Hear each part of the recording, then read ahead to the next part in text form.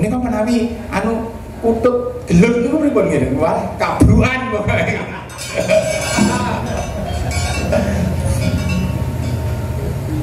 Sinar bepa lawan putri. Oh, dhisik. Dipun tepangaken rumiyin Bu, pun ngoten niku. Nek pun tepangan terus Oh ngaten. Mbuh lungguh sugo. Lah ngoten lho. Tepangaken dhateng para pamirsa. Asmanipun lho mungkin benjing injing. Nggih, tepangaken nami kula Rahayu. Rahayu, alamatipun Saking Kalimantan Timur, Balikpapan. lho niku niki sindene mboten gemeng-gemeng niku kula mendhet saking Balikpapan.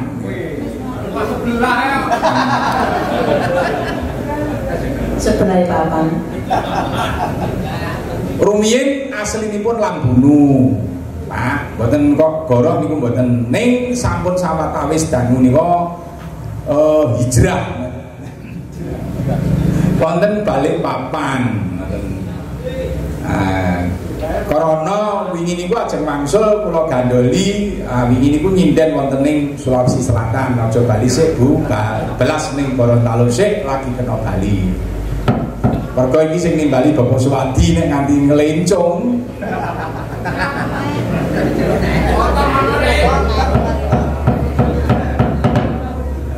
Kabare Bapak Suwadi arep mantu. Heeh, nanggap wayang dalange Bayu. Ning endi yo? Ning Jawa. Mau lagi petung pira ya. Lah wis pokoke ora usah pira-pira Pak, butuhe wayangan. Teng Lamongan waduh. Monggo Bu dibacutke wae napa dibaleni mau dibacutke? Baleni mawon nggih. Baleni. Mo. Sapinten mojine? Moji.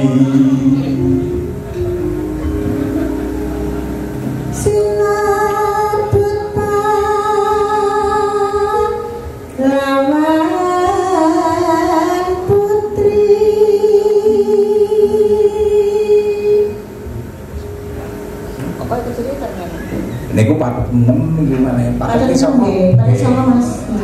Ning moji.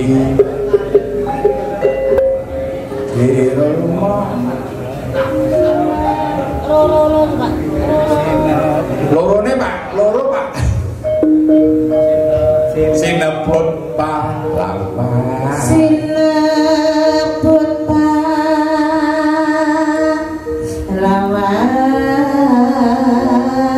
putri.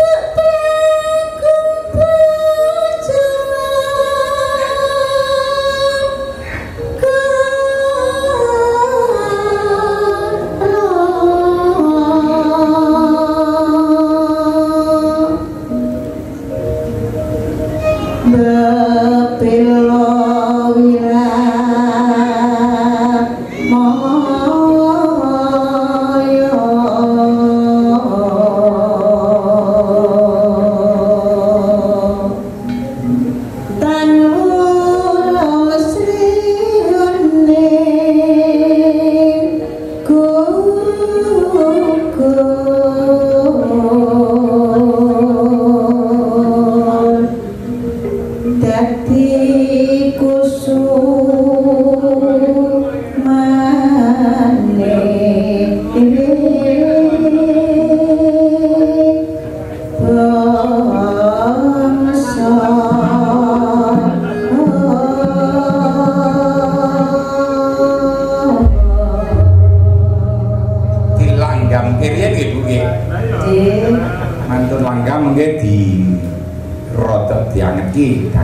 sedanten nggih. Sumangga.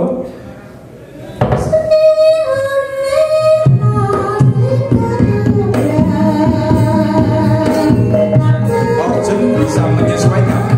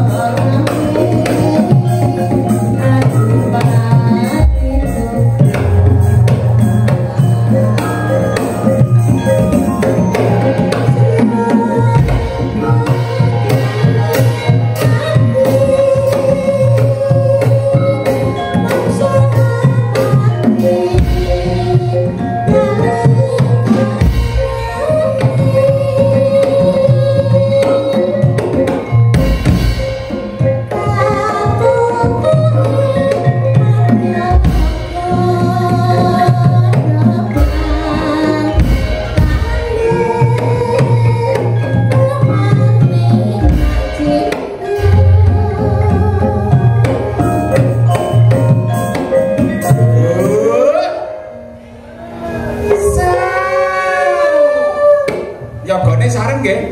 Mumpun entuk kontrakan barang kok ya ora semangat. Semangat nggih? Nggih. Bengok masipun sepuh mboten apa-apa. Niku tombone asam urat. Tombone asam urat. Dadi muni so ngoten benjing padha niku menan bae. Saestu niku. Enggak. So.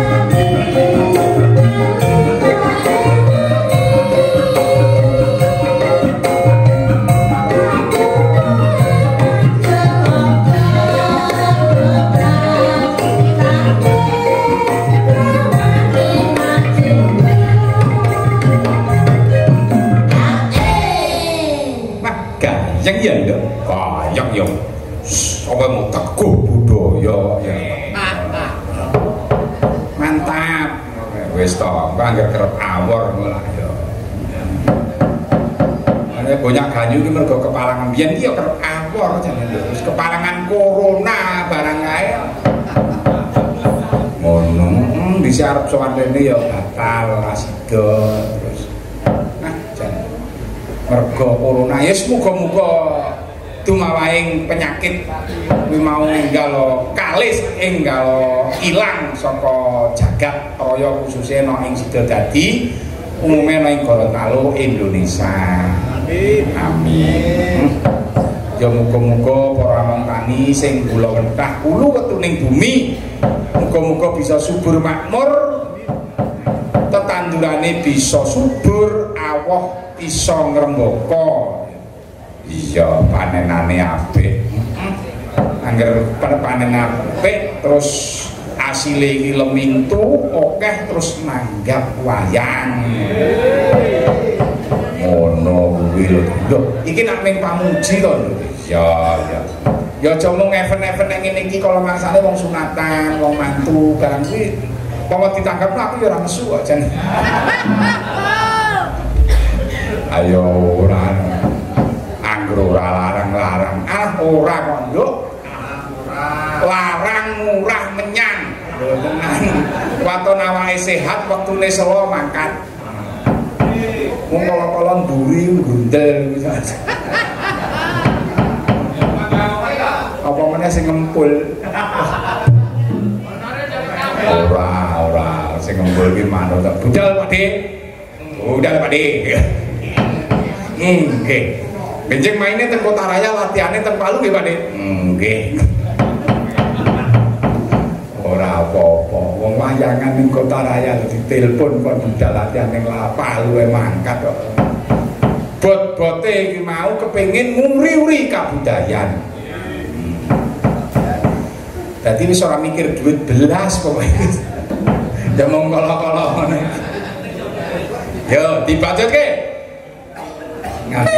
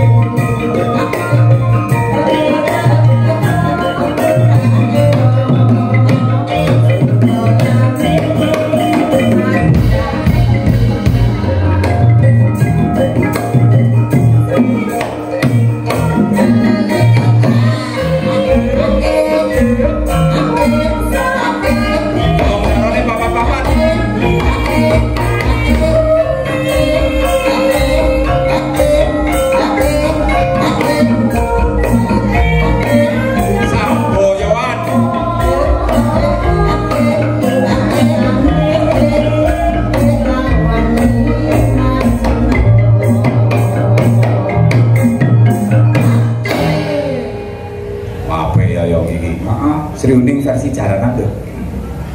Oh iya, apa dikira jaranan ki kesenian rendah orang lho.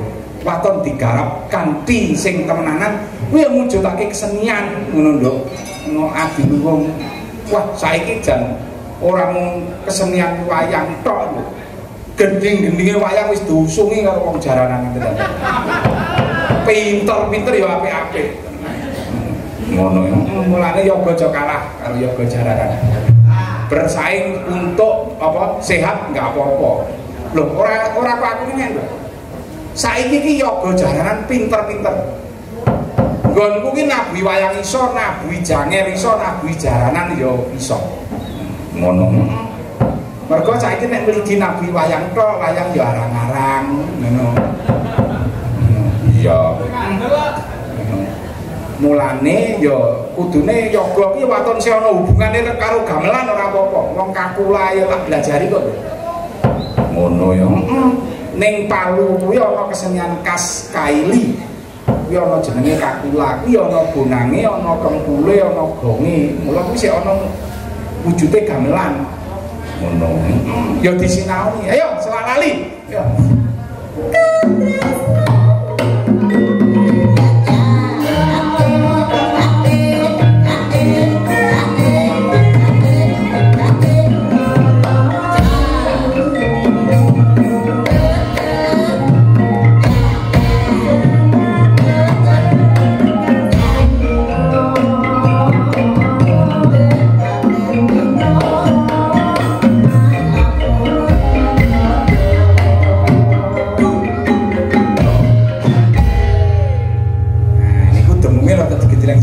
Mboten sahabat wedi, mengke tugel ditukokne karo Pak Wasita.